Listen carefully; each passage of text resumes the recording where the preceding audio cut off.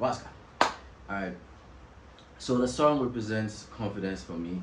Over the years, I felt like um, there's been this roller coaster of going down and up, going down and up, creative wise, um, and the times where I feel up, I just create. And this is one of the songs that I created when I was feeling up. I was feeling myself, and I was feeling like this it's time for me to just give myself some props for all the hard work I've done. Say things that I've not even achieved yet, but I just say them so I feel like I can achieve them, or because I'm already feeling like I'm already achieving those things. People are connecting to my music globally, and and that's what I've always wanted. I don't want people to think my language should be a barrier to understanding my music more. Of course, I explain some of them, but all these things have built my confidence. Performing with some people that I've always admired, working with people that I've always admired, just has just boosted my confidence to some level. And secondly, to having friends that are also into other businesses, growing whilst you are also growing makes it more easily for you to relate and also feel confident in yourself that okay, things are changing. The world is also coming closer to Africa and Ghana as a whole, irrespective of the barriers and all these and the green passports by the short man. It doesn't matter anymore when you create something and it has good energies and people connect with it. It will travel without the green passport by the short man.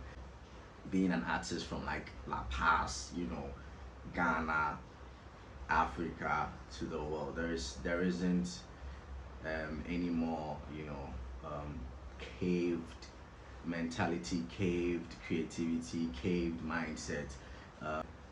Growing up, you feel small as an African, even though it builds you strong. You feel small because you ask yourself, how am I going to get all the way there?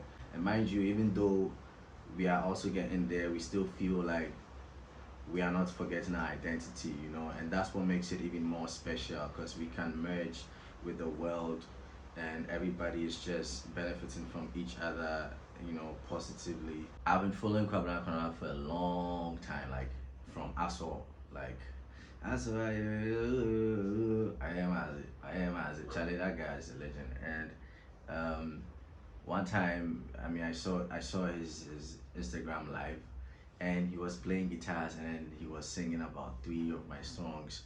Um, while I was waiting for the Instagram live to start, and then I was like, "What's happening?" So I commented under and I was like, "Yo, bro, thank you so much for doing this and putting this and that, la blah la la la." I was like, "Ah, cool, cool, cool. Fuck with your music, it's dope." And and I was like, I used the opportunity to ask you. I was like, okay, if you fuck with my shit, then I have some shit I can send to you. I was like, yeah, send it over. And I think he's one of the coolest person I have ever worked with. He has a very calm, he has a calm nature, and it made me realize that I need to calm down and relax. I don't need to take things too serious. He finished his verse like within a day. I don't even know how he did. Charlie. Anyways, Kwabena Kwabena is awesome. The music video, okay. So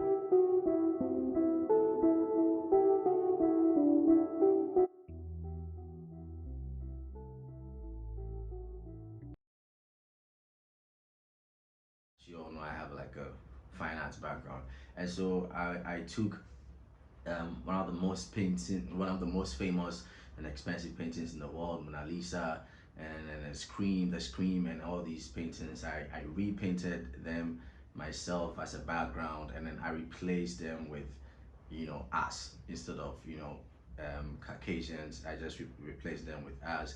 Mona Lisa had like a nice, thick, big breasts, African woman, young, beautiful, um, and I think it spoke a lot to me. It made it just watching it happen in the music video was like, oh, you know, it looked amazing to me. Honestly, I don't know about you, but I love it. So watch out for the music video. It's coming. It took me a while to create Caveman because I was working with David Hammond on the album, and the album is a bit intense. It's very therapeutic to me or for me. I don't know whichever one works.